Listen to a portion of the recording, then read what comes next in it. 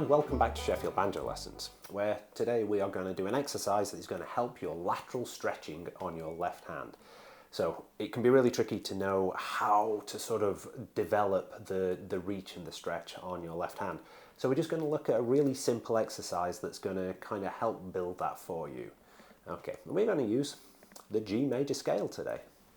So looking at this left hand then, it can be really quite hard to get it stretching down the frets as far as it needs to. So some of my students have said, what sort of exercises can I do for this? And I've generally said that a good one to do is to use the G scale in the first 5 frets to really sort of stretch out these fingers. And we're going to use 1 finger per fret really. What it does is it gets you more familiar with the G scale, which a lot of our melodies are written in, but also if you are quite diligent to how you fret and you stretch, you're going to help build that lateral motion between the fingers and try and get them stretching out. And the way it's going to be then, on string 4, we are going to play open, 2nd, 4th, and then 5th. But what I'm going to do is I'm going to use, instead of going and travel, I'm going to use this so that I can then get the lateral stretching in. And I'm going to use index, ring, and then pinky, my little finger.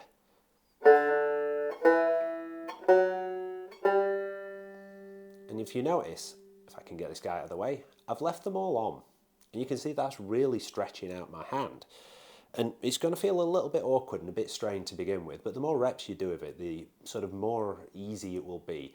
Think about doing stretches before a workout, right? You know, it means that then the workout you're doing is going to be a lot easier as you warm through the muscles, right? And if you want a bit of a nonsense one, you can just chromatically go up, which means we're just going to go 1 fret at a time.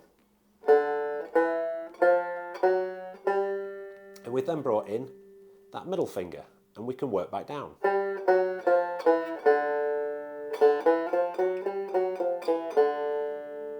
And it helps then by using 1 finger per fret, stick to the stretch and not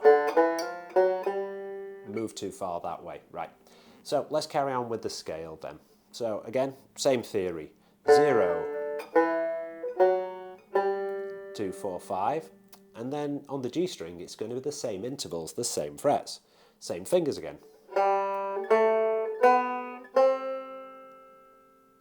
Yeah?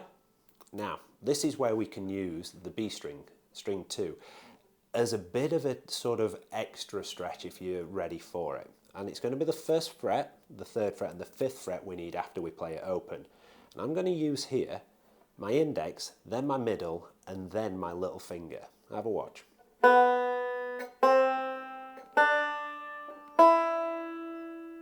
The distances are really quite far. I've come away, but I'm still using it to stretch. So you see I've not brought my hand down to the little finger. I'm still trying to maintain a stretch and reach for those notes. But my little hands won't actually go that entire way very easily. Okay, so the first 3 strings again.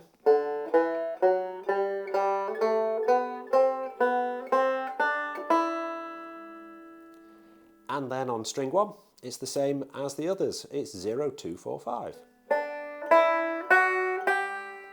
And what I've done here is I've now switched. I've used my index, my middle, and my ring, so that I'm then learning other stretches. So I'm now stretching the index and middle between 2 and 4, like I did between 1 and 3 on the string above, right? But then when I'm working on strings 3 and 4, I'm actually using index and ring so that I can stretch with the pinky a little bit more with the little finger. And you know what, you can vary this as much as you want, but the idea is play around within this G scale, but try and stay static. Try and keep your hand stretching for those frets to build up that lateral motion as opposed to moving your hand between it. And then that'll build the stretchability, and then when you are in a song, you'll be able to choose which is the most sort of efficient motion, whether you do move your hand or whether you need that stretch. For instance, there's the wonderful D7 chord that we have, but you'll see it quite often with this extra 4th fret in here. Right, so to be able to do that, we are going to need to be able to reach for it, right? Okay, so this is the way you can do that.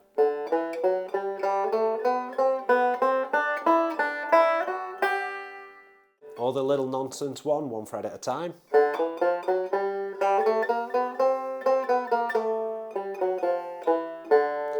Kind of sounds a little bit bluesy. And again, we'll go back for that D7. So anything you want to play in the D7, but then reach for that 4th fret on string 4 or on string 1.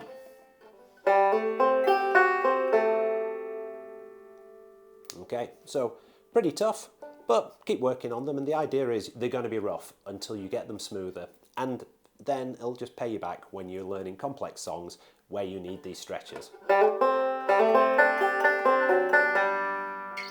Okay, cool. Enjoy.